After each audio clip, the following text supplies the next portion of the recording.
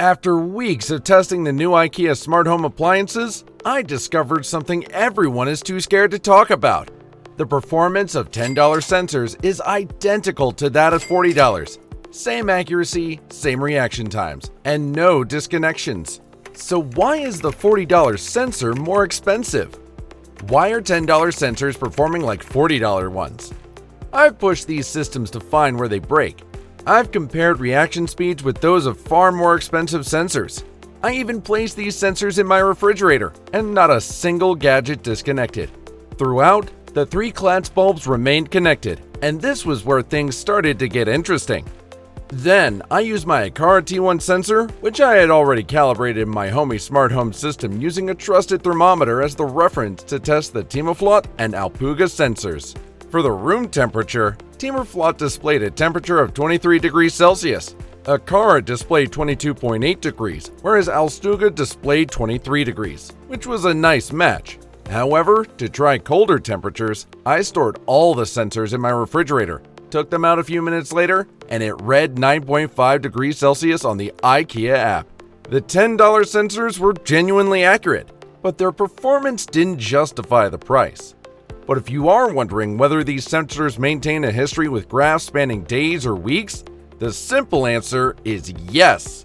You receive accurate history graphs for compatible sensors after logging into the IKEA Home Smart app, connecting your Durigera hub, and confirming your email address for remote access. I must say, it is genuinely helpful to see trends in temperature, humidity, or air quality over days, weeks, or even months.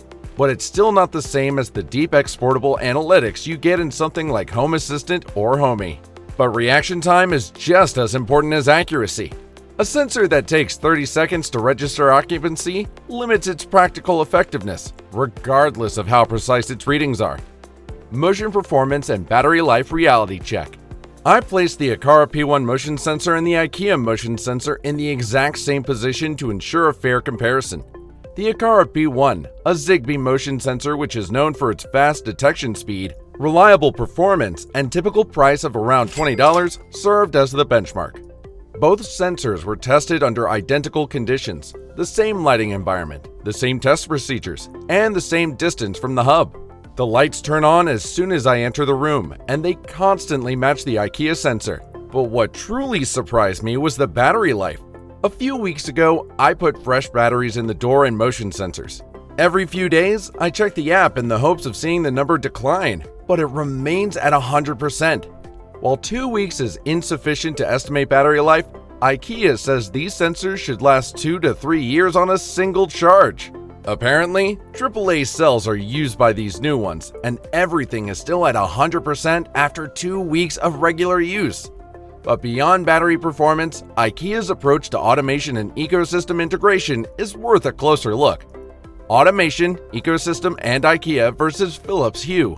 Even though basic control is responsive and fluid, everything is instantaneous, including color, temperature, dimming, and turning on and off lights. From a clear interface, you can control anything, name gadgets, and arrange rooms. To further see what these gadgets could do, I set up a couple of scenarios with warm white lighting and 20% light dimmer settings. Everything happened instantly with a single tap. The lights go on as soon as you arrive and switch off automatically when you leave. As for movie night, a simple tap dims them to the perfect level. But let's talk about the K-Platz bulbs. There's a party mode that gradually fades color by itself, not to mention the fact that the app now has a basic color cycling effect, which is not really adjustable. It's also important to note that there's a difference between these whites and the outdated trough-free bulbs. Compared to the previous 3-step very warm daylight system, the warm white appears more natural and the cool white less greenish. So, the combination of these bulbs and the built-in settings will likely suffice if you're more concerned with plain, attractive lighting than with constantly adjusting color temperatures. But what if I set up more advanced routines? What if I don't want the lights to suddenly turn on at full brightness when I get up in the middle of the night to go to the kitchen? What if I just want the lights to turn on at a mere 20% level when motion is detected between 10 p.m. and 6 a.m.? Just enough to see where I'm going. This system even alerts me if my rooftop window is still open after I turn off all the lights and leave the house. Not just that, The latest IKEA app also switches off lights with a button or at a specific time. But here are some downsides. The system cannot send me a notification if I leave a window open, perform geofencing, or use real presence detection. Also, there's no built-in trigger for when everyone leaves the house, which makes me wonder why IKEA didn't include these options. That's when I realized the problem wasn't the IKEA devices. It was the IKEA app. On the left, the IKEA app controls the same gadgets with limited features. On the right, Homey Pro runs those exact devices but unlocks advanced functions. So it's the same hardware with smarter software. The good part about automating the IKEA lights and sensors is that they are capable of doing things the IKEA app doesn't even offer. The sensors are still the same $10 devices, but with smarter control. You can add multiple conditions, trigger actions based on sensor activity, connect different devices to work together, and change how things behave depending on the time of day. IKEA is putting a lot more effort into improving these gadgets, and that's what makes these inexpensive sensors so intriguing. But let's put the IKEA system and Philips Hue side by side to see which is better. IKEA versus Philips Hue: ecosystem, price, and real-world reliability. To begin with, the motion sensors from IKEA and Philips Hue are both dependable, but different prices. Why? The Hue bridge is necessary for Philips Hue because it is only compatible with HomeKit, Google Home, and Alexa through that bridge. On the other hand, Matter over Thread allows the IKEA sensor to function with anything natively. Also, the Hue sensor connects you to their ecosystem, which costs $40, while the $10 IKEA sensor can be used with any object that is part of the Thread ecosystem. But that's not all. IKEA charges $50 for 5 motion sensors for your house, while the price of Philips Hue is $200. This means that sensors alone save you $150, and they function exactly the same way in your sophisticated hub. But I'm particularly concerned about automation. Without fail, my dining room corner lamp comes on at 6 o'clock every day. That's what I mean when I say dependable, although not always effective. In my house, the hub is located in the kitchen, and I have sensors and light bulbs down the hall and 1 or 2 walls away. Each powered bulb or plug contributes to the expansion of coverage since these devices create a thread mesh. Therefore, the network becomes stronger when you have a few spread throughout the house.